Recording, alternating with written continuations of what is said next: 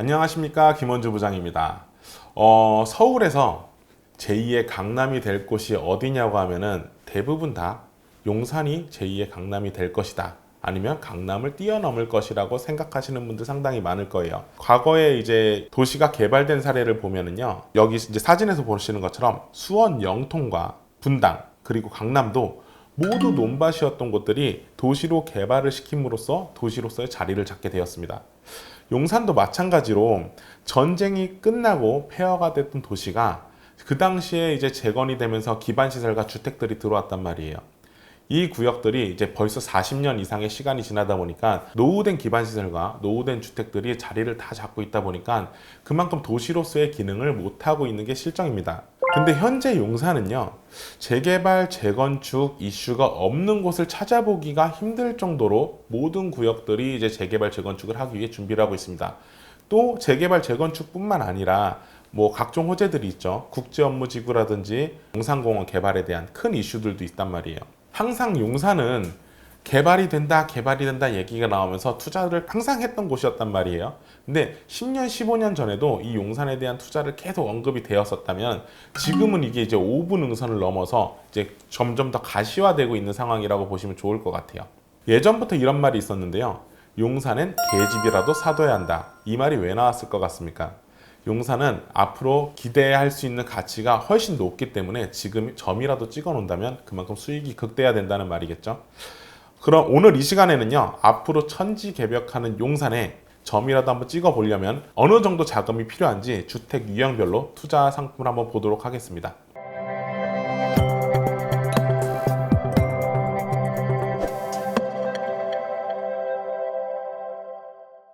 단독주택부터 한번 확인해 보겠습니다. 면적이 너무 작으면 안 되니까 대지 30평 기준으로 한번 저렴하게 구입할 수 있는 주택을 보면은요, 시세를 보면 9억에서 11억 정도의 가격이 형성되어 있고, 단순히 땅값만 비교해서 본다면 다른 물건보다는 저렴한 가격이라고 판단을 할 수 있을 겁니다. 단독주택은 대출을 이용해서 매입을 할 때는 반공제를 받기 때문에 대출 한도가 상당히 낮아지는 단점이 있고, 하나 더, 전세나 월세를 이용하여 투자금을 낮추려고 하더라도요, 높은 금액대의 임대를 맞추는 데는 어려움이 있습니다. 왜 그러냐면 그만큼 노후도가 많이 진행이 됐고 수리를 해야 되는 부분도 많기 때문에 그런 부분들이 단점으로 적용됐다고 보시면 좋을 것 같아요.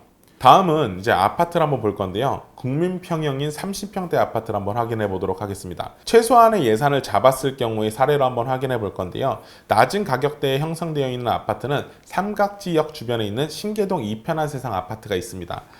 30평대 아파트가 18억 정도의 이제 가격대가 형성되어 있고요. 전세가율이 한 50% 정도 되니까 한 8억에서 9억 정도만 있으면 투자를 할 수 있습니다. 14년 차의 아파트로 이제 여의도나 광화문 쪽에 직장을 갖고 계신 분들에게는 아주 좋은 입지고요. 앞으로 국제업무지구와 함께 주변에 있는 전자상가까지 개발이 된다면은 이런 개발들이 이제 호재로 올 수 있는 그런 아파트입니다. 다음은 한강변에 있는 아파트를 한번 보도록 할게요. 현대 한강 아파트고요. 이촌동에 위치해 있습니다. 매매 가격은 20억대에 형성이 되어 있고요. 28년차 아파트다 보니까 전세 가격은 좀 낮게 7억대에 형성되어 있습니다. 갭 투자를 하게 되면 한 13억 정도가 필요한 상황이고요. 한강뷰와 한강공원을 갖고 있는 아파트고 국제업무지구의 영향을 많이 받을 곳이에요. 높은 용적률로 아마도 이제 리모델링을 해야 되거나 인근의 아파트와 재건축을 해야지만 이제 좀 더 가치 상승이 가능한 부분인 아파트라서 이 정도가 그래도 앞에서 말씀드린 신계 이편안이랑 이제 현대 한강 아파트가 18억에 20억 정도, 이 정도 선에서 아파트는 투자가 가능하다고 보면 될 것 같아요. 이게 그래도 가성비 아파트로 보면 좋을 것 같고요. 다음은 다세대 빌라에 대해서 한번 알아보도록 할게요. 재개발 투자에서는 빼놓고 볼 수 없는 매물일 건데 5년 전에 투룸 빌라의 가격 기준으로 봤을 때는 3억 정도면 투자를 할 수 있었습니다. 매매가가 3억이었어요. 근데 5년 사이에 2배, 3배 이상 오른 그런 물건들이 있습니다. 용산에서는 재개발과 관련되지 않은 곳은 거의 없다고 보셔도 돼요. 노후주택지 중에서는요. 동의서를 모으는 곳은 3억짜리 물건들이 6억대까지 올라갔고요. 이미 동의서를 모은 후에 구역이 지정되거나 후보지로 선정된 곳들은 벌써 10억대의 가격이 형성되어 있습니다. 비교적 이제 저렴한 투자금으로 들어갈 수 있기 때문에 이제 아무리 빌라라고 하더라도 전국적에서 몰려서 투자를 하는 이제 전국구 부동산이라고 보시면 좋을 것 같아요. 실질적으로는 이런 빌라, 다세대 주택에 투자하시는 분들은 실거주 목적으로 투자하시는 분들보다는 이제 전세를 활용한 갭 투자를 하시는 분들이 많다고 보시면 좋을 것 같습니다. 용산의 가장 큰 호재는 이제 용산공원이라고 저는 보고 있는데, 용산공원이 용산의 정중앙에 있기 때문에 용산의 어느 지역이든 다 용산공원의 호재에 들어와 있다고 보면 좋을 것 같아요. 그러니까 이 사례를 들어서 설명하는 게 이제 110만 평 규모의 이제 뉴욕의 센트럴파크를 비교를 많이 하는데 용산공원이 90만 평입니다. 뉴욕의 허드슨야드와 센트럴파크와 같은 이제 세계적인 관광 명소가 될 수 있는 곳이 용산이기 때문에 진짜 어느 곳을 투자해도 괜찮다고 여러분께 말씀을 드리고 싶습니다. 용산공원뿐만 아니라 용산의 국제업무지구 개발과 용산의 전자상가 개발, 그리고 한남 뉴타운의 개발 등이 보통 이제 10년 안팎이면 완성이 될 거란 말이에요. 정말 가시권 안에 있기 때문에 지금 투자를 놓친다면 그 기회가 점점 더 멀어질 것이라고 보고 있습니다. 용산에서 주택의 종류별로 투자금이 얼마나 들어가는지 한번 대략적으로 한번 알아봤는데요.